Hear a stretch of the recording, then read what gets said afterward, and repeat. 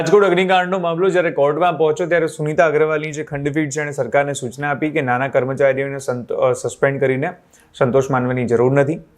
જે પણ મોટા અધિકારીઓ છે, કમિશનર સહિતના તમામ અધિકારીઓ સામે પગલાં લેવામાં આવે. જેટલા પણ અધિકારીઓએ એ જગ્યાની મુલાકાત લીધી હતી એમની પણ પૂછપરછ કરવામાં આવે, એમની સામે પણ પગલાં લેવામાં આવે. એની સાથે સીટની વાત કરીએ, ફેક્ટ ફાઇન્ડિંગ કમિટીની વાત કરીએ, તમામ જે છે એના રિપોર્ટ આવવાની વાત સરકાર કરી રહી છે કે બધા રિપોર્ટ્સ આવશે પછી અમે પગલાં લઈશું.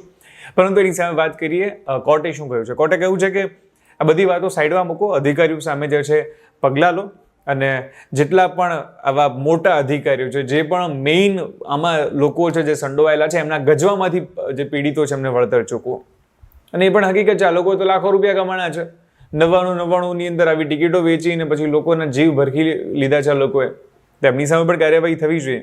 પણ આ દરમિયાન એડવોકેટ અમિત પંચાલે કોર્ટનું ધ્યાન દોરતા એક ખૂબ જ સરસ વાત કરી કે છેલ્લા 23 વર્ષથી કોર્ટ માત્ર આદેશો ઉપર આદેશો કરે છે અને સરકાર એક પણ આદેશોનું પાલન નથી કરતી.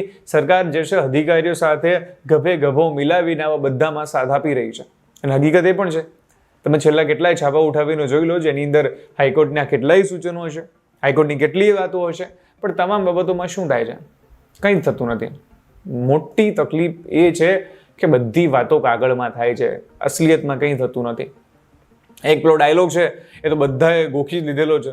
કોઈ પણ ચમરબંધીને છોડવામાં નહીં આવે, કાયદો કાયદાનું કામ કરશે, સરકાર જે છે કડક પગલાં ભરી રહી છે. પણ આ કડક પગલાં કેમ દેખાતા નથી? કારણ કે આજે જે જૂની જેટલી ઘટનાઓ થઈ છે, જે તમામ ઘટનાઓના મોટાભાગના જે આરોપીઓ છે એ અત્યારે જામીન ઉપર છૂટા ફરી રહ્યા છે.